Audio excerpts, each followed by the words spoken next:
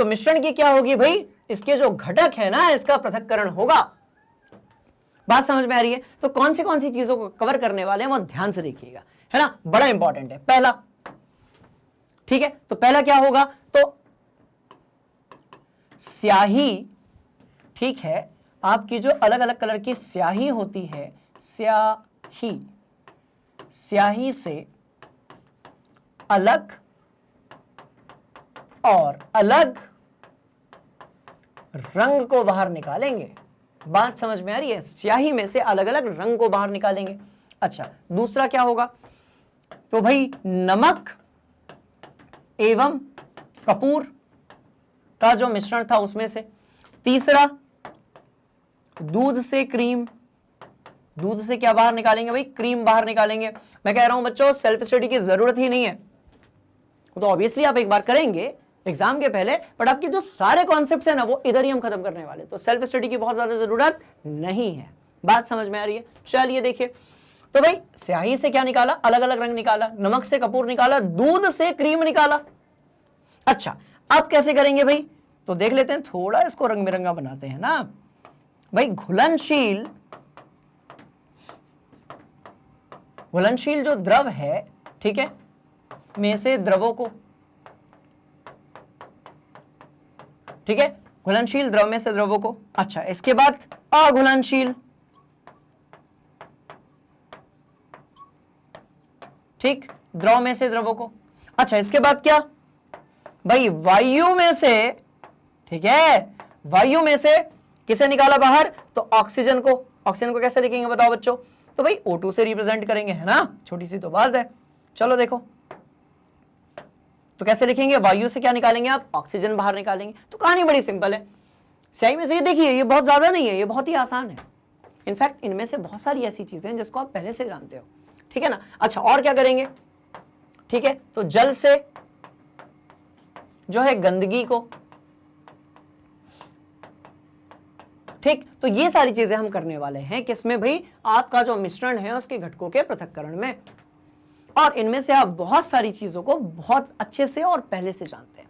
बात समझ में आ रही है? तो आप ध्यान से देख लीजिए, स्याही से किसे करोगे, उसके अंदर यदि अलग अलग रंग है तो उसको अलग करोगे, है ना। और देखिए, नमक एवं कपूर से इनका जो मिश्रण है उसमें से आप किसी एक को बाहर कर दोगे, दूध से क्रीम निकालोगे, घुलनशील द्रव में से अलग अलग द्रव को करोगे, इसके बाद अघुलनशील द्रवों में से निकालोगे, उसके बाद वायु से क्या निकालोगे भाई, आप ऑक्सीजन निकालोगे, और जल में से क्या निकालोगे, गंदगी। कहानी समझ में आ रही है? तो ये सारे टॉपिक्स को बढ़िया से अपने कॉपी में आप नोट कर लीजिए, 1 बाय 1 जो है सबको हम कवर करने वाले हैं, ठीक है।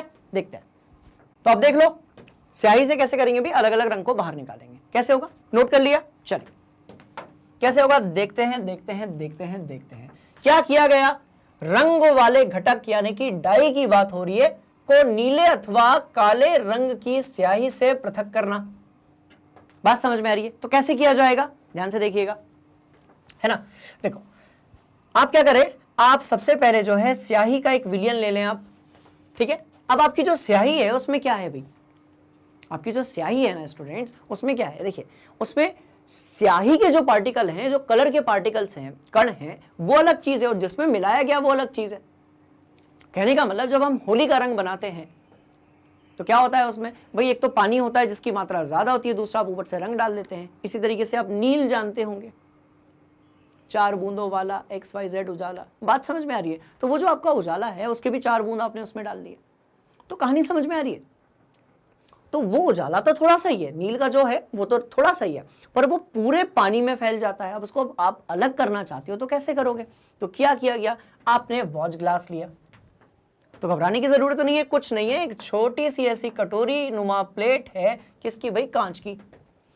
इसमें आपने क्या किया, जो आपकी स्याही थी, ठीक है, वो डाल दी। क्या डाल दिया आपने, तो भाई इसमें आपने स्याही डाल दी, ठीक है। अब क्या होगा, इसको सीधे गर्म नहीं करना है, इसको सीधे गर्म नहीं करना है, नहीं तो क्या होगा कि ये उसकी तलहटी में जो है वो चिपक जाएगी। तो क्या करेंगे भाई, तो ये रहा बीकर, इसके अंदर डाला पानी और नीचे से लगा दी आग, ठीक है, नीचे से क्या लगा दी, आग लगा दी। ध्यान से देखो, ये लगा दी आग। अब क्या होगा, पानी गर्म होगा। वाह सर, बढ़िया बात बता रहे हैं आप, पानी को गर्म करेंगे तो पानी गर्म होगा, बिल्कुल गर्म होगा। पानी जब गर्म होगा तो ये जो आपकी सतह है ये भी तो गर्म होगी, तेज गर्म नहीं होगी, धीमी आंच पर गर्म होगी। और धीमी आंच पर यदि गर्म होगी तो यहां पर स्याही के अंदर जो भी आपके जल वाष्प थे वो चले जाएंगे कहां, ऊपर। और सिर्फ जो है स्याही जो थी आपके नीले कलर की थी या काले कलर की थी ना, वो यहां पर बच जाएगी। उधर देखो, क्या वही चीज हुई है? बात समझ में आ रही है? तो अब आपकी स्याही यहां पर बच गई, वाष्प जो थे वो ऊपर की तरफ चले गए। इसका मतलब ये कि स्याही में जो भी जल की मात्रा थी, अल्कोहल वाली स्याही भी होती है, अल्कोहल की जो मात्रा थी वो बाहर चले गई। मतलब स्याही का जो विलयन था उसमें से आपने जल को बाहर कर दिया और स्याही वहां पर रुक गई। तो इसको हम बोलते हैं एक प्रकार का पृथक्करण करना। क्या पृथक करना? कहानी समझ में आ रही है? तो ये पहला तरीका था जिसमें हमने क्या किया, स्याही और जल या स्याही और अल्कोहल जो है उसको अलग अलग कर दिया। ठीक, अब अगले सवाल की तरफ चलते हैं। अगला सवाल यह है कि सर और कौन से तरीके हैं जिससे आप पृथक्करण कर सकते हो? बात समझ में आ रही? तो वहां ध्यान से देखिए। ठीक, क्या वहां पर जो है वो दूध में से मक्खन या क्रीम बाहर निकाला जा रहा है? थोड़ा सा डिफरेंस है मक्खन और क्रीम में, बट क्या वहां दूध में से मक्खन बाहर निकाला जा रहा है? निकाला जा रहा है। तो ध्यान से देखिए, ठीक है। भाई गांव तरफ तो जो है लोगों के पास अपनी गाय वगैरह होती है, ठीक है, या फिर वो एक दूसरे के घर से ला लेते हैं इसे डिब्बे में। बट शहरों में क्या होता है ना, पैकेट्स आते हैं। तो आपने देखा होगा कि शहरों में अलग अलग कलर के जो दूध के पैकेट्स होते हैं वो आते हैं, बना लेते हैं उसको, 1 मिनट की तो बात है। तो भाई सबसे पहले जो है हम बात करते हैं लाल पैकेट की। सबसे पहले हमने बात की लाल पैकेट की, ठीक है। अब लाल पैकेट क्या होता है भाई? तो ध्यान से देखिएगा, हम इसको एक नया नाम दे देते हैं, ठीक है। ये लो ये लो ये लो ये लो ये लो, ये हमारे ये दूध का पैकेट है लाल वाला, इतना ही बड़ा रहता है। हमने इसको नाम दे दिया, कुछ भी नाम दे दो, XYZ मिल्क, ठीक है। ये लाल वाला पैकेट हो गया। अच्छा, अब लाल वाले के बाद जो है ना वो पता है कौन सा आता है भाई? वो आता है हरा वाला पैकेट। तो ध्यान से देखिएगा, तो हरा वाला पैकेट आ गया भाई। ध्यान से देखिएगा, कहानी बड़ी सिंपल है। ये रहा आपका हरा वाला पैकेट, ये लो, इसको भी आपने नाम दे दिया XYZ। ध्यान से देखिएगा, अलग अलग टाइप के दूध के पैकेट आते हैं, उसका और इस टॉपिक का क्या कनेक्शन है ना वो बता रहा हूं मैं आप लोगों को, ठीक है। अच्छा, इसके बाद बात करेंगे किसकी भाई? तो नीले वाले पैकेट की। तो ध्यान से देखिएगा, ये रहा नीला वाला पैकेट, ठीक है। नीले वाले पैकेट में भी ऐसे ही सूरज निकलेगा, रोशनी होगी, ठीक है। चलो XYZ की बात करेंगे अपन। और इसके बाद हम ले लेते हैं एक पीला वाला पैकेट। तो ये हो गया आपका भाई पीला वाला पैकेट। ध्यान से देखिएगा, तो ये हो गया आपका एक पीला वाला पैकेट। इसमें भी जो है सेम डायग्राम रहेगा, सब कुछ सेम रहेगा। अब सवाल ये है स्टूडेंट्स कि इन सबका जो रेट है, इन सबका जो प्राइस है वो कैसा है? अलग अलग है। समझने की बात करते हैं। अब हमने लिया सबका कितना भाई? 500 ml लिया। सबका जो है हमने कितना ले लिया? 500 ml ले लिया, है ना, 500 ml ले लिया। तो आप ध्यान से देखेंगे, ये आएगा 28 रुपए का, ये वाला जो है ये आएगा 26 रुपए का, ये वाला जो है ये आएगा आपका 24 रुपए का, इधर वाला जो है ये आएगा आपका 20 रुपए का। सवाल पैदा होता है, सर जब मात्रा सेम है, मात्रा एक जैसी है, तो भाई ये जो अलग अलग प्राइस है ये क्यों है? ये जो लाल हरा नीला पीला जो हो रहा है ये क्यों हो रहा है? तो इसके पीछे का कारण ये है कि इसके अंदर फुल क्रीम है। इसके अंदर जो क्या है, इसके अंदर सिर्फ क्या भरी हुई है? फुल क्रीम है इसके अंदर। बात समझ में आ रही है? इसमें से जब थोड़ी सी क्रीम निकाली तो जो उसका प्राइस है वो कम हो गया। ध्यान से देखिए कितना आसान है, इसके अंदर फुल क्रीम है ना। ये क्यों लिखा हूं मैंने? इसके अंदर जो है वो फुल क्रीम है। बात समझ में आ रही है? इसमें से थोड़ी सी क्रीम निकाली ना तो वो हरा पैकेट बन गया फिर, और उसमें जो वसा की मात्रा है, जो फैट है, वो कैसा हो गया? कम हो गया। और एक बार किया उसका आपने पृथक्करण, तो फिर वो उसमें से और वसा निकल गई। बात समझ में आ रही है? और फिर आती है ये पीला वाला पैकेट जिसमें जो है वो नाम मात्र की वसा है। अब सवाल ये पैदा होता है कि ये हुआ क्या, ठीक है। तो उसका जवाब ये है कि इसमें से निकाल ली गई क्रीम। इसमें से कौन सी चीज निकाल ली गई? तो भाई क्रीम बाहर निकाल ली गई। तो ये जो क्रीम का बाहर निकलना है, इसी पृथक्करण को हम पढ़ने वाले हैं। क्रीम का बाहर निकलना किसमें से भाई? दूध से। कौन? क्रीम। तो दूध से निकल रही है क्या? क्रीम बाहर। इस पृथक्करण को हम समझने वाले हैं। बात समझ में आ रही है? ध्यान से देखिए, क्रीम बाहर निकलने के कारण प्राइस में जो है वो वेरिएशन आ गया। इसकी गाढ़ी चाय बनेगी, उसकी पतली चाय बनेगी। बात समझ में आ रही है? तो क्या हुआ? ध्यान से देखिएगा, अब जब आप दूध को इस तरीके से मटके में डालकर घुमाते हैं, ठीक है, तो दूध के कणों के बीच में लगता है अपकेंद्रीय बल। कैसा लगता है? अपकेंद्रीय बल। इसको अपन कहते हैं सेंट्रीफ्यूगेशन या सेंट्रीफ्यूगल फोर्स। बात समझ में आ रही है? तो अपकेंद्रीय बल के कारण तो ये जो मथनी है ना, देखिए इसको अपन मथनी तो कहते हैं। बात समझ में आ रही? तो ये जो मथनी है ना, इसको अपन क्या बोलेंगे? तो हम इसको बोलेंगे भाई अप, ठीक है, केंद्रीय मशीन, या फिर आप बोल दीजिए ऐसे यंत्र। कहानी समझ में आ रही है? तो जो मथनी है उसका नाम क्या है? अपकेंद्रीय यंत्र। अच्छा, इसका काम क्या होता है? ठीक है, जब आप इसको इस तरीके से ऐसे ऐसे ऐसे ऐसे करते हैं, यहां पर ये देखिए ऐसे ऐसे कर रहे हैं कोई, ठीक है, तो इससे क्या होगा कि जो आपके वसा के कण हैं यानी क्रीम के कण हैं वो क्या होंगे? वो सेंटर में जमा हो जाएंगे और ऊपर आ जाएंगे, सेंटर में जमा हो जाएंगे और ऊपर आ जाएंगे। तो किया क्या आपने? जो क्रीम के कण हैं, जो वसा के कण हैं, उसको पानी में से बाहर निकाल दिया, दूध में से बाहर निकाल दिया। और क्योंकि उनकी जो घनत्व है वो बहुत कम है, इसलिए वो सतह पर आ गए। तो हुआ ना। उसके बाद ये देखिए थोड़े से तो बाहर भी आ गए, ये मक्खन जो है वो बाहर भी आ गया। सीधी बात यह है कि हमारे आसपास की चीजों को हम अपने पाठ्यक्रम में पढ़ते हैं। बात समझ में आ रही है? तो इस तरीके से क्या हुआ? क्रीम निकल जाएगा। उसके पीछे का जो सिद्धांत है वो क्या है? अपकेंद्रीय बल। और जिस मशीन से ये किया जाता है हम उसको कहते हैं अपकेंद्रीय यंत्र। बात समझ में आ गई? मतलब जो कण है किसके? भाई वसा के, वो दूध के अंदर से निकल के सतह पर आ जाते हैं जब आप इस तरीके से उसको घुमाते हो। तो बड़े लेवल पे औद्योगिक तरीके से जब आप करते हैं तो बड़ी बड़ी मशीनें होती हैं, ठीक है। आप जब ये पूरी क्लास खत्म होगी तो इंटरनेट पर सर्च कीजिएगा, आपको अलग अलग मशीन के बारे में पता चलेगा जिसका काम होता है दूध से क्रीम को बाहर निकालना। बात समझ में आ रही है? कोई भी यदि डाउट है तो कमेंट बॉक्स में उसको आप पटक दीजिए। आप जितने सवाल पूछेंगे हमारी टीम उन सारे सवालों को कलेक्ट करेगी और आपके सारे डाउट्स का फिर मैं एक के बाद एक रिप्लाई करूंगा एक सेपरेट वीडियो में। कहानी समझ में आ रही है तो ध्यान से देख लीजिए।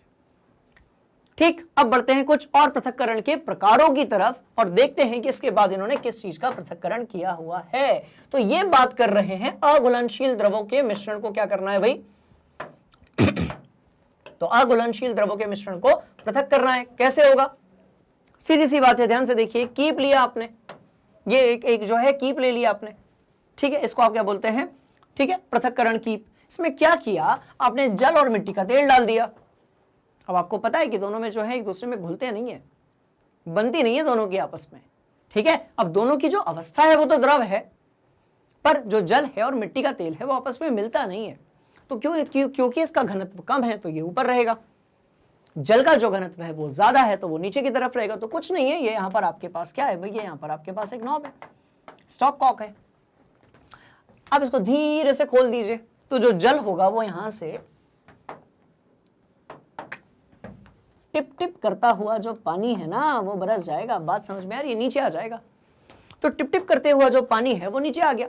जैसे ही लेवल खत्म होने वाला हुआ जल का, आप इसको बंद कर दीजिए ना। कहानी समझ में आ रही? तो जो तेल है मिट्टी का वो ऊपर रह जाएगा। कहने का मतलब तेल रह गया इसके अंदर और जो जल है उसको आप दूसरे बीकर में निकाल लीजिए। तो किया क्या आपने? जल और मिट्टी के तेल को अलग अलग कर दिया। कहानी समझ में आ रही है? अगले वाले कॉन्सेप्ट की तरफ चलते हैं और देखते हैं कि इन्होंने और किस चीज का पृथक्करण किया है। ध्यान से देख लो, कोई डाउट होगा पूछ लेना। अब बोल रहे हैं भाई नमक और कपूर के मिश्रण को पृथक कर दिया। अब जो नमक है भाई वो भी सफेद है, अच्छा वाला देखिएगा, शुद्ध नमक है ना, ठीक है। और जो कपूर है आपका वो भी सफेद है। अब दोनों को बिल्कुल ऐसे कूट कूट के ना पाउडर बना दिया स्टूडेंट्स, और दोनों के पाउडर को आपस में मिक्स कर दिया। अब आप ये कैसे बताओगे कि कौन सा वाला जो कण है वो नमक का है और कौन सा वाला जो कण है वो कपूर का है? आप नहीं बता सकते। अब आपको नमक और कपूर के जो कण है उनको उसको ना अलग अलग करना है। क्या करेंगे? ध्यान से देखिए। भाई आपको ये पता है कि जो कपूर है उसमें ऊर्ध्वपातन होता है, बिल्कुल पढ़ाया गया है। ऊर्ध्वपातन क्या होता है ये समझना है तो हमारे आसपास के पदार्थ और उनकी अवस्था में किस तरीके से परिवर्तन होता है इसका एक वीडियो आपको मिलेगा मैग्नेट ब्रेन्स हिंदी पर। बात समझ में आ रही है? तो आप देखिए प्लेलिस्ट में वो बिल्कुल दिया हुआ है, आप वहां से जाकर समझ सकते हैं कि ऊर्ध्वपातन क्या होता है। उसका एक छोटा सा जो डेफिनेशन है वो हम यहां शेयर कर लेते हैं कि भाई जब कोई भी ठोस रहेगा वो सीधे अपनी गैसीय अवस्था में चला जाएगा या फिर कोई भी गैस सीधे अपनी ठोस अवस्था में आ जाएगी तो हम इसको बोलते हैं ऊर्ध्वपातन। कहानी समझ में आ रही है? ठीक है, तो ऊर्ध्वपातन से क्या होगा? जो कपूर है वो ठोस अवस्था से सीधे किस में चला गया? गैसीय अवस्था में। तो क्या किया आपने, ध्यान से देखिएगा, ये भाई नमूना है, सैंपल है, ठीक है। इसमें जो है आपका क्या है भाई, तो नमक है और कपूर है, दोनों का बिल्कुल पाउडर जो है, मिक्सचर है, वो वहां पर रखा हुआ है। अब आप क्या कर रहे हैं भाई, नीचे से उसको गर्म कर रहे हैं। अब जो कपूर है जब वो गर्म होगा, ठीक है, तो वो कहां चला जाएगा, वाष्पीकृत होके, वाष्पीकृत तो नहीं होगा, ठोस से सीधे गैसीय अवस्था में चला जाएगा ऊर्ध्वपातन के माध्यम से, तो वो चला गया आपका बाहर। तो भाई आपका जो कपूर है वो कहां चला गया, बाहर चला गया। क्या बचा, नमक, हो तो गया पृथक्करण। कहानी समझ में आ रही है, क्योंकि जो नमक है ना स्टूडेंट्स, जो नमक है ना, इसका आप ऊर्ध्वपातन नहीं कर सकते, नमक का ऊर्ध्वपातन नहीं होने वाला है, सिर्फ किसका होगा, कपूर का होगा। तो हम ये तो पढ़ रहे हैं पृथक्करण कैसे होगा, तो भाई कपूर जो है उसके कण उड़कर चले गए ऊपर कहीं और, अब जो बचा वो नमक है, जो चला गया वो क्या है आपका, तो वो कहां चला जाएगा, वो जो रुई का प्लग लगा हुआ है ना उसमें कुछ, उसका बहुत सारा भाग जो है वो यहां पर भी अटक जाएगा। तो कपूर कहां अटक गया, रुई के फाये में, और नमक कहां रह गया, आपका ये जो बेस था यहां पर। कहानी समझ में आ रही है। तो इस तरीके से आप दो ऐसे ठोस जिनकी अवस्था में परिवर्तन का जो तरीका है वो अलग अलग होता है, उसका पृथक्करण कर सकते हो, ठीक है। चलो ध्यान से देखो, अब देखते हैं क्या कह रहे हैं भाई, काली स्याही में डाई एक ही रंग है। अच्छा ये वाली बात है, चलो एक काम करते हैं इसको थोड़ा और अच्छे तरीके से समझने की कोशिश करते हैं, ठीक है। यहां पर देखिएगा, मैंने ना हरा कलर लिया है, ठीक है, तो हरा कलर जो है उसको अपन हरे से लिखेंगे ना, देखो तो, ठीक। तो मैंने कौन सा कलर ले लिया भाई, तो मैंने ले लिया हरा कलर। अच्छा इसके बाद मैंने कौन सा कलर ले लिया, तो लाल ले लेते हैं, ठीक है। अब क्या हुआ, आपने हरे और लाल कलर को आपस में जब मिलाया, तो हमेशा एक चीज ध्यान रखिए, अलग अलग जब आप रंगों को एक साथ मिलाते हैं तो सामान्यतः ऐसा होता है कि जो मिलने वाला रंग है वो या तो काला होता है या स्लेटी कलर का होता है। बात समझ में आ रही है। तो इन दोनों को जब आपने मिलाया तो आपको लगभग कैसा कलर मिलेगा, काला। आप एक से ज्यादा कलर, दो से ज्यादा कलर भी ले सकते हैं। अब ये जो काला कलर है, मिला दिया दोनों ने, आपके पास एक स्याही है भी, इंक है हरे कलर की, एक लाल कलर की, दोनों को मिला दिया, आप कैसी दिखेगी, वो काले कलर की दिखेगी। बात समझ में आ रही है। एक्चुअली आज मैं अपनी टूल किट जो मैं लेकर आने वाला था वो लेकर ही नहीं आ पाया, नहीं तो हम इस एक्सपेरिमेंट को क्लास में ही कर लेते आज, ठीक। अब हरे कलर को मिलाया लाल में, आपको मिला काला कलर, ठीक है। ध्यान से देखो, काला कलर, ठीक। अब आप ये कहते हो कि सर ये काले कलर में से वापस से हरा और लाल बाहर निकाल कर दिखाइए। अब बात करते हैं थोड़ी सी कॉमन सेंस की। भाई हरा कलर और लाल कलर दोनों पानी में घुलनशील है, पर क्योंकि दोनों का कलर अलग है, दोनों का गुणधर्म अलग है, इसीलिए जल में दोनों की जो घुलनशीलता है ना वो अलग अलग होती है। बात समझ में आ रही है। मतलब हो सकता है कि जो हरा कलर है, हरा रंग है, वो ज्यादा अच्छे तरीके से जल में घुलनशील हो, जो लाल रंग है वो कम अच्छे तरीके से घुलनशील हो। बात समझ में आ रही है। तो दोनों की जो घुलनशीलता है वो कैसी होती है भाई, तो वो अलग अलग होती है, ठीक है। तो इसके लिए हम क्या यूज करते हैं, हम यूज करते हैं भाई क्रोमेटोग्राफी। क्या यूज करते हैं हम, इस जो तरीका है उसको हम क्या बोलते हैं, तो उसको हम बोलते हैं, कहीं लिखा नहीं है कोई बात नहीं, तो हम इसको बोलते हैं क्रोमेटोग्राफी। क्रोम यानी कि कलर होता है, आप देखिएगा गूगल क्रोम 4 कलर वाला बना रहता है ऐसा गोला। तो क्रोमेटोग्राफी मतलब कलर को विभाजित करने का तरीका। बात समझ में आ रही। तो कैसे करेंगे भाई, तो ये रही एक स्ट्रिप, भाई आपने एक पेपर की पट्टी ली, यहां पर आपने पेंसिल से एक ऐसे लाइन खींच दी और ये लग दिया आपने वो इंक। कौन सी वाली इंक, तो भाई यही वाली इंक को आपने यहां पर रख दिया ऐसे, ये हो गई। अब क्या करने का, बहुत ही आसान है, आप यहां पर एक बीकर लीजिए, ले लिया, इसके अंदर आप एक यहां तक, इस लेवल तक आप जो है वो जल डाल दीजिए, पानी डाल दीजिए इस लेवल तक, है ना, यहां तक नहीं, इस लेवल तक, थोड़ा नीचे तक, यहां तक आप ऐसे पानी डाल दीजिए। अब क्या होगा भाई, जो पानी है ना वो ऊपर चढ़ना स्टार्ट करेगा। पानी जब ऊपर की तरफ चढ़ेगा तो ये जो स्याही है वो उसमें मिक्स होना चालू हो जाएगी। अब जो स्याही, जो इंक जल में अच्छी तरीके से मिक्स होगी वो दूर तक साथ देगी जल का। बात समझ में आ रही है। और जो कम तरीके से मिक्स होगी वो कम देर तक साथ देगी, क्योंकि दोनों कलर अलग अलग यदि हैं तो दोनों की जो घुलनशीलता है वो ज्यादा है। मान लेते हैं इस सवाल को करने के लिए, इसकी जो घुलनशीलता है वो कैसी है भाई, ज्यादा है, ज्यादा घुलनशील है, ठीक है, ज्यादा घुलनशील है। और ये कैसा है भाई, तो ये कम घुलनशील है। ध्यान से देखिएगा, सारे टॉपिक्स को 1 बाय 1 जो है हम बढ़िया तरीके से आज निपटाने वाले हैं स्टूडेंट्स। ठीक है, तो कैसा है भाई, तो कम घुलनशील है। तो जिसकी घुलनशीलता ज्यादा होगी वो जल के साथ ज्यादा देर तक बना रहेगा, मतलब पानी जितने ऊपर जाएगा उतनी देर तक वो उसमें चिपका रहेगा। मतलब ये कि हरा कलर जो है वो कम ऊपर तक जा पाएगा और लाल कलर जो है वो ज्यादा ऊपर तक जा पाएगा। तो ये कैसा दिखेगा भाई, तो ये दिखेगा कुछ ऐसा, यहां से पानी ऊपर जाना चालू किया तो हरा कलर जो है वो कुछ इस तरीके से दिखेगा स्टूडेंट्स, है ना। इसका एक्सपेरिमेंट भी होता है जिसको हम क्रोमेटोग्राफी, पेपर क्रोमेटोग्राफी कहते हैं। तो वो आज हम नहीं कर पाएंगे क्लास में, बट आपको करना है। बात समझ में आ रही है? चलिए, तो हरा कलर यहां तक गया। अब जो लाल कलर है ना वो ऊपर तक जाएगा, देखो ये लो, ये और ऊपर तक जा रहा है, ये ऐसा। हाँ, इतनी क्लियर बाउंड्री नहीं मिलेगी जिसको मैं यहां पर बना रहा हूं, क्योंकि ऑब्वियसली जो कलर है उसका ये एक जगह पर तो उसकी दोनों की बाउंड्री जो है वो अपने को मिलेगी ही मिलेगी। तो उसको भी अपन थोड़ा सा देख लेते हैं। ये लो, ऐसा ऐसा ऐसा ऐसा ऐसा ऐसा ऐसा ऐसा जो है ये ऐसा बदलता रहेगा। ठीक है, हम बहुत अच्छे तरीके से, बहुत सही तरीके से जो है ये स्मार्ट बोर्ड पर बना भी नहीं पाएंगे। बात समझ में आ रही? तो क्या हुआ, ध्यान से देखो, हरा कलर की घुलनशीलता कम थी, थोड़े ऊपर तक गया। लाल कलर की जल में घुलनशीलता ज्यादा थी, ज्यादा ऊपर तक चला गया। तो किया क्या, क्रोमेटोग्राफी से आपने वापस से दोनों जो कलर हैं, वापस से जो दोनों कलर हैं उसको क्या कर दिया भाई, आपने अलग अलग कर दिया। कहानी समझ में आ रही है? कुछ ध्यान से देखिए, कोई भी डाउट है कमेंट बॉक्स। कहानी समझ में आ गई? चलो देखते हैं आगे। तो ये जो तरीका था इसको हम बोलते हैं क्रोमेटोग्राफी। सेम चीज को उन्होंने वहां पर बनाया गया है। एक बार इसको भी हम देख लेते हैं कौन से घटक हैं भाई। तो वाटर है, ठीक है, ये इंक का एक यहाँ पर ऐसा स्पॉट बनाया हुआ है, पेपर है, ठीक है, उसके बाद जार है, ग्लास है। आप सारी चीजें बढ़िया से जानते हैं, कोई दिक्कत वाली बात नहीं है। वो जो आपका पेपर है उसी को उन्होंने बाहर बनाया हुआ है। उस पूरे एक्सपेरिमेंट को हमने यहाँ पर किया हुआ है। कहानी समझ में आ गई? सिंपल सी चीज थी। बढ़ते हैं अगले पृथक्करण के प्रकार की तरफ।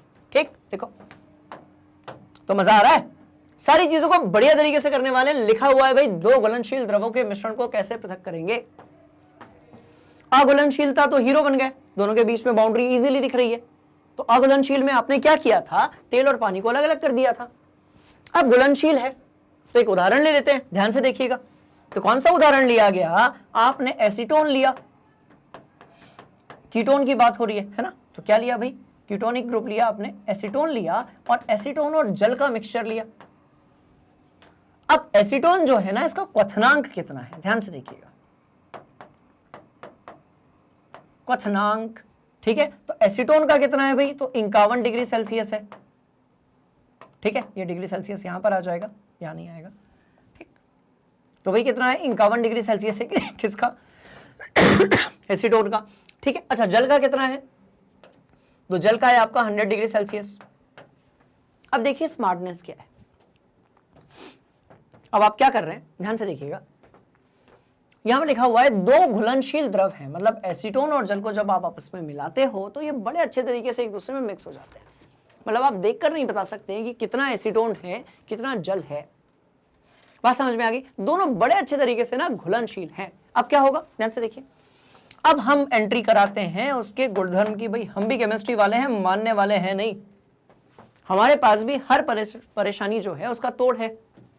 और ये करने में मेरी हेल्प करेंगे मेरे स्टूडेंट्स, यानी कि मैग्नेट ब्रेन्स हिंदी के स्टूडेंट्स। बात समझ में आ रही है? तो देखिए, अब भाई दोनों का क्वथनांक ही अलग अलग है ना।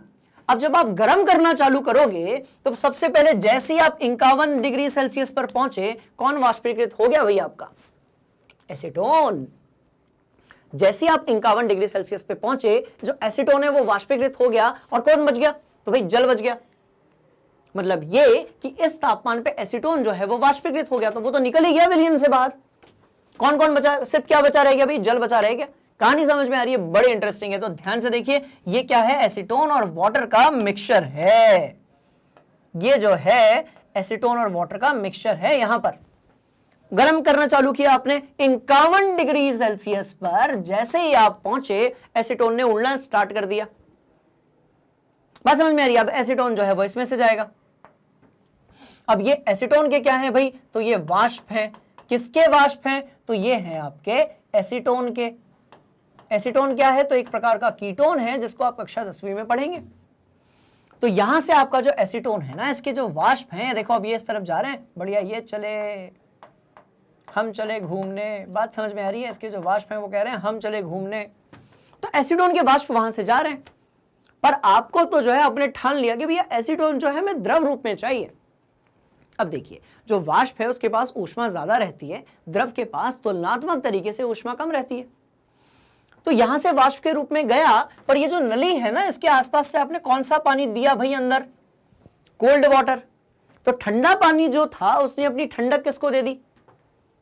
वाष्प को। वाष्प को जब ठंडक मिलती है तो वो द्रव में परिवर्तित हो जाता है। इसीलिए आपने देखा होगा कोई बोतल है जिसमें बहुत ठंडा पानी भरा हुआ है, तो उस पे आसपास के आकर वाष्प जमा हो जाते हैं और फिर वो आपको ऐसा लगता है कि बोतल से पानी बाहर आ गया। ऐसा नहीं है। बहुत ठंडी बोतल है, कोई भी चीज बहुत ठंडी यदि है तो उसके आसपास जो है जलवाष्प आते हैं वातावरण से और वो आपस में सम्मिलित होकर क्या बना लेते हैं भाई? द्रव बना लेते हैं, द्रव का रूप धारण कर लेते हैं ना। वाष्प था मतलब गर्मी ज्यादा थी, क्या डाला भाई? ठंडा पानी उसके आसपास से प्रवाहित किया गया, तो उससे क्या हुआ कि ठंडे पानी ने अपनी ठंडक जो है वो किसको दे दी? वाष्प को दे दी। तो वाष्प गर्म से कैसा हो गया? ठंडा हो गया। पर वाष्प ने अपनी गर्माहट किसको दे दी? ठंडे पानी को दे दी। तो वो पानी जो है आपका वो बाहर निकल गया। तो देखो ये पानी अंदर आया और यहां से जो पानी है वो बाहर की तरफ चला गया। कंफ्यूज ना हो इसलिए मैं ये जो एरो है ना स्टूडेंट्स, इसको छोटा बना रहा हूं। वाष्प, ठंडा पानी गया, ठंडे पानी ने ठंडक दे दी वाष्प को। अब आपका जो वाष्प है वो किस में परिवर्तित हो गया भाई? वाष्प जो है वो परिवर्तित हो गया द्रव में। और वाष्प ने अपनी गर्मी किसको दी थी? ठंडे पानी को। तो वो कैसा बन गया? तो गर्म पानी आ गया। तो ये कैसा आ गया भाई? गर्म पानी आ गया। तो बस यही तो कहानी है स्टूडेंट्स। तो आपको क्या मिला कि आपका जो द्रव है, ठीक है, वो एसीटोन, एसीटोन जो है वो किसके रूप में मिल गया भाई? तो द्रव के रूप में मिल गया। कहानी समझ में आ गई? तो ये थी स्टोरी। मतलब ये हमेशा याद रखिए, जब आप घुलनशील द्रवों को अलग करना चाहते हैं, आपका जो इंटरेस्ट है वो किस में होना चाहिए? क्वथनांक में। बात समझ में आ रही है? सबका क्वथनांक अलग अलग होता है, इसलिए सबका वाष्पीकरण होने वाला तापमान जो है वो भी अलग अलग होता है। ध्यान से देख लो, मुझे नहीं लगता इसमें कोई डाउट होना चाहिए, फिर भी यदि है तो आप पूछ सकते हैं। ठीक है, चलो क्या किया? घुलनशील द्रवों के मिश्रण को पृथक कर लिया। अब देखते हैं इसके बाद और कुछ भी है क्या? क्या और किसी प्रकार का मिश्रण है जिसका हमको पृथक्करण करना है? ठीक है, तो वायु से गैसों को प्राप्त कैसे करेंगे भाई? वायु से गैसों को कैसे प्राप्त करेंगे? तो कहानी बड़ी इंटरेस्टिंग है। आप वायु से तो पृथक्करण नहीं कर सकते हो बिना अभिक्रिया कराए। फिर वही बात, आप वायु को क्या करें? आप उसको द्रव के रूप में परिवर्तित कर दें और फिर आप टारगेट बनाए क्वथनांक। कहानी समझ में आ रही है? मतलब ये कि एक ऐसा कुछ द्रवों का यदि मिश्रण आपके पास है, बहुत सारे द्रवों का यदि मिश्रण आपके पास है, तो सबका क्वथनांक यदि अलग अलग होगा तो आप गर्म करके उनको अलग अलग कर सकते हो। बात समझ में आ गई? तो ध्यान से देखिएगा, तो वायु का पृथक्करण जो है गैसीय अवस्था में नहीं हो सकता। तो यहां पर अवस्था कैसी है भाई? तो ये गैसीय अवस्था है और यहां गैसीय अवस्था है तो द्रव अवस्था है। तो क्या करेंगे? ध्यान से सुनिएगा, गैस को पहले किस में परिवर्तित कर देंगे? द्रव में। अब गैस को द्रव में परिवर्तित करने का मतलब उसके अंदर की गर्मी बाहर निकालना और उसके कणों को पास पास लेकर आना। ये तभी हो पाता है जब हम दाब बढ़ा देते हैं। बात समझ में आ रही है? तो क्या करेंगे? गैस को द्रव में परिवर्तित करेंगे। जब गैस द्रव में परिवर्तित हो जाएगा तो हम देखेंगे सबका क्वथनांक अलग अलग है। तो देखिए जो वायु है उसके घटक कौन से हैं भाई? तो नाइट्रोजन है, ऑक्सीजन है, ऑर्गन है। बात समझ में आ रही है? तो कहानी बड़ी ही इंटरेस्टिंग है। तो ये समझते हैं कि किस तरीके से हम गैस को द्रव में परिवर्तन करेंगे और उसके बाद हम उसके घटकों का क्वथनांक के माध्यम से पृथक्करण करेंगे। ठीक है, देखते हैं। ठीक, तो क्या हुआ? ध्यान से देखिए, तो भाई आपकी जो वायु है उसके कौन से मुख्य घटक हैं? तो भाई ऑक्सीजन है, ऑर्गन है, नाइट्रोजन है। सबसे ज्यादा मात्रा में आपकी नाइट्रोजन पाई जाती है, उसके बाद ऑक्सीजन है और सबसे कम आपकी ऑर्गन पाई जाती है। कहानी समझ में आ रही है? तो क्या किया? गैस से द्रव में बना दिया। अब इसको हम गर्म करेंगे किसमें? प्रभाजी आसवन में। किसमें करेंगे? प्रभाजी आसवन विधि में हम इसको धीरे धीरे अब गर्म करेंगे। कहानी समझ में आ रही है? तो क्या होगा जब तापमान कितना आ जाएगा? देखो सबसे कम तापमान किसका है भाई? तो नाइट्रोजन का है। जिसका तापमान कम होगा उसका क्वथनांक कैसा होगा? क्वथनांक दिया है ना सबका, ठीक है, तो वो भी कम होगा। तो अब जैसे ही तापमान कितना पहुंचेगा? -196, ठीक है, डिग्री सेल्सियस। तो उस समय पर क्या होगा? सबसे पहले नाइट्रोजन बाहर निकलेगी, फिर कौन बाहर निकलेगी? ऑर्गन। कौन बची रहेगी भाई? ऑक्सीजन। बात समझ में आ रही है? तो आपने ये गैस को जब द्रव में बनाया था तो आपने कह दिया भैया -200 डिग्री सेल्सियस। लो, अब आपका जो मिक्सचर है, जो मिश्रण है, वायु है, उसका तापमान कितना है? -200 डिग्री सेल्सियस। ठीक है, ध्यान से देखना कितना है भाई, माइनस, ये आपका मिश्रण है। कौन सा मिश्रण है? तो भाई वायु का मिश्रण है। और तापमान कितना है इसका? तो ध्यान से देखिएगा, -200 डिग्री सेल्सियस। ठीक है, और इसके अंदर कौन सी 3 चीजें हैं भाई? तो नाइट्रोजन है। रुको तो जरा, इसको आज बढ़िया तरीके से खत्म करते हैं स्टूडेंट्स। एक एक चीज आपके दिमाग के अंदर फिट कर दूंगा आज मैं। बात समझ में आ रही है? तो इसके अंदर नाइट्रोजन है, आर्गन है, और क्या है भाई? ऑक्सीजन है। तो ये 3 चीजें तो हैं। तापमान कितना है? 200 डिग्री सेल्सियस। यहां पर भी लिखेंगे इसको हम, ठीक है ना? ध्यान से देखो, क्या है भाई? अच्छा, हाइड्रोजन तो नहीं है, कहां गया ये? ठीक है, नाइट्रोजन है, ऑक्सीजन है, और क्या है आपका? आर्गन है। तापमान देखिए द्रव का कितना है? -200 डिग्री सेल्सियस। मतलब 2 मिनट के लिए, 2 मिनट छोड़ो, यदि 1 मिनट के लिए भी आपका हाथ इस तापमान पे पहुंच गया तो जम जाएगा और खराब ही हो जाएगा, काटना पड़ेगा फिर। बात समझ में? इतना कम तापमान है। इस तापमान पे अपन ने रखा है किसको? नाइट्रोजन को, ऑक्सीजन और उनके मिश्रण को। अब आप नीचे से जो है हौले से इसको गर्म कर रहे हो। जैसे ही आपने इसको गर्म करना है स्टार्ट किया तो तापमान बढ़ना चालू होगा। जब ये तापमान 200 से, इसको हटा देते हैं, क्वथनांक आप समझ चुके हैं, ठीक है, इसको हटा देते हैं, दाब पर फोकस करते हैं।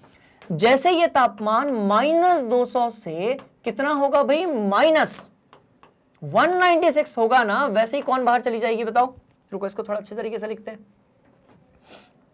भाई। -200 डिग्री सेल्सियस से जैसे ये किस में परिवर्तित होगा?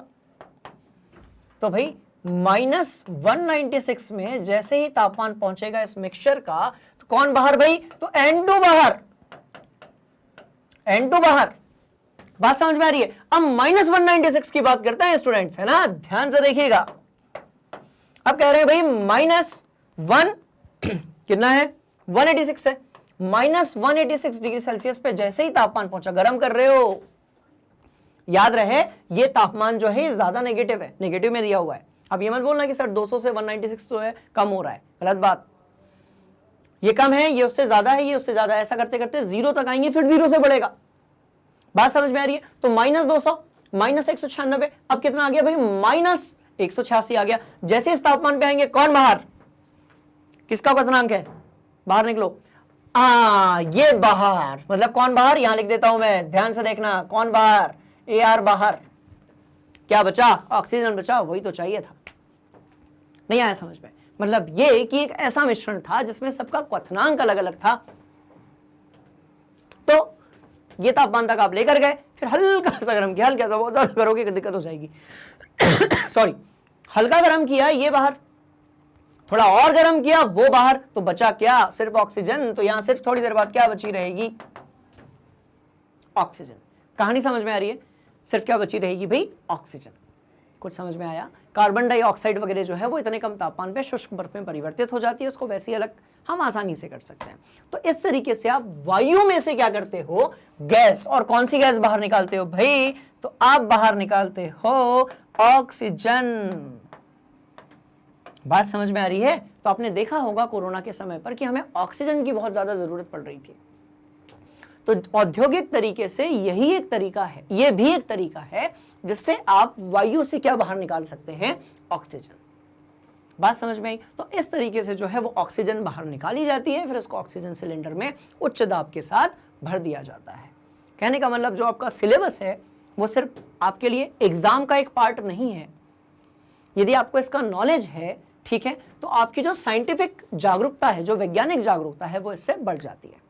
ध्यान से देख लो, कोई डाउट है पूछ लो, ठीक है? क्योंकि अब हम देखने वाले हैं वो डायग्राम जिसमें ये होता है, एक्चुअली ये कैसे होता है वो देखेंगे, ठीक? ध्यान से देखना। ठीक है, अब देखते हैं इस डायग्राम के थ्रू इन्होंने क्या किया भाई? ऑक्सीजन जो है उसको पा लिया और बाकी के जो है वो बाहर हो गए। तो क्या किया गया भाई? सबसे पहले इसके अंदर क्या डाली गई? तो वायु डाली गई, ठीक है? क्या डाली गई? वायु। क्या किया गया? बहुत ज्यादा प्रेशर में डाला गया। तो अभी कैसी है ये वायु? कैसी है भाई? गर्म है। ये वायु कैसी है? गर्म है। अच्छा, फिर वही बात, गर्म वायु को यदि ठंडा करना है तो क्या करोगे? तो आप क्या करो भाई, जिसको ठंडा करना है उसके पास और ठंडी चीज ला दो, जिसको गर्म करना है उसके पास गर्म चीज ला दो, ठीक है? तो क्या हुआ? देखो गर्म वायु इसमें से जा रही है, ऐसे ऐसे ऐसे गई, पर यहां क्या देखा हमने भाई? यहां पर ठंडा जल जा रहा है, अच्छा, मतलब पानी जो है वो ठंडा है। ओके, ये यहां पर ठंडा जल है, ये ऊपर गया, ठंडा है। ठंडी चीज के पास ठंडक है, गर्म चीज के पास ऊष्मा है। ऊष्मा का बढ़ना या तापमान का ज्यादा होना ऊष्मा है, तापमान का कम होना ठंडक है। तो यदि एक जगह से दूसरी जगह ऊष्मा जाती है तो उस जगह से पहली वाली जगह जो है वो ठंडक जाती है। बात समझ में आ रही है? थोड़ा कंफ्यूजन है, क्लियर करते हैं। ध्यान से देखिए, ठंडा जल डाला आपने, अब भाई जो एयर आ रही है, जो गर्म वायु आ रही है, उसका तापमान क्या ज्यादा है?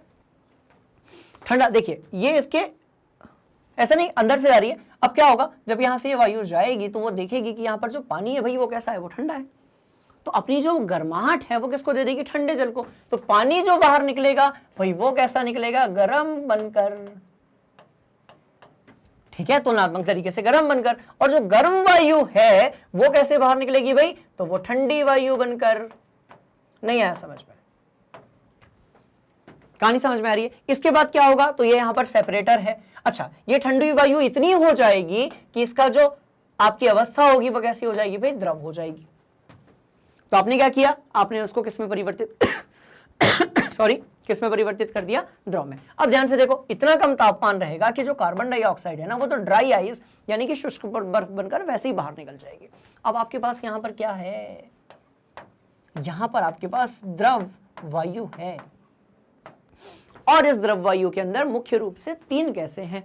कौन सी है भाई? तो इसके अंदर नाइट्रोजन है। रुको तो करते हैं ना बढ़िया तरीके से, रुको तो, बिल्कुल ही ऐसे जो जितनी मुश्किल आपको चीजें लगेंगी ना उतने अच्छे तरीके से अपन करेंगे।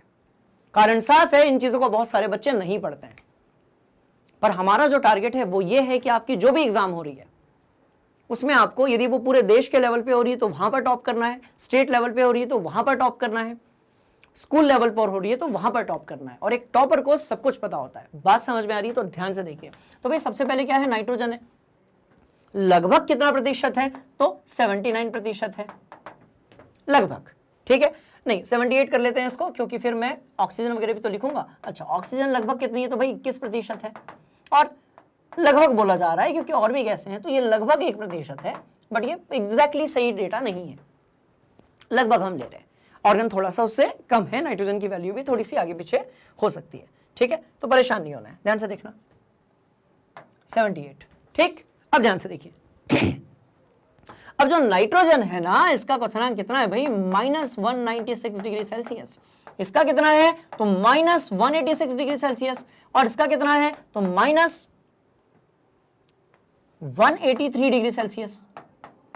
मतलब ये कि अब आप इसको धीरे से, ध्यान से देखिए, प्रभाजी आसवन वाला था, इसके जस्ट पहले सेम डायग्राम बनाया था मैंने। अब आप इसको धीरे से यहां से क्या करोगे? गरम। जैसे ही तापमान पहुंचेगा, इसका बहुत कम तापमान है ये जो गैस आ रही है द्रव वायु का, जैसे ही तापमान कितना पहुंचेगा? -196 डिग्री सेल्सियस, नाइट्रोजन बाहर, ये लो बाहर। ऐसे ही तापमान जब कितना पहुंच जाएगा भाई, और थोड़ा सा बढ़ाया -186, तो ये फिर आर्गन बाहर। तो बचा क्या भाई? ऑक्सीजन बची ना, यही तो चाहिए था। वो दिख रही है वहां पे लिक्विड ऑक्सीजन।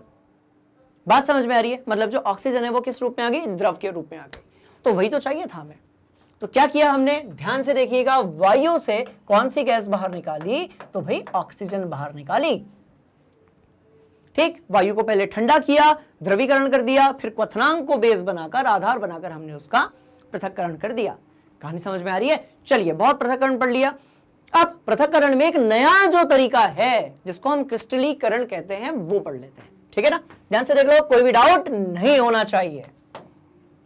ठीक है, चलो।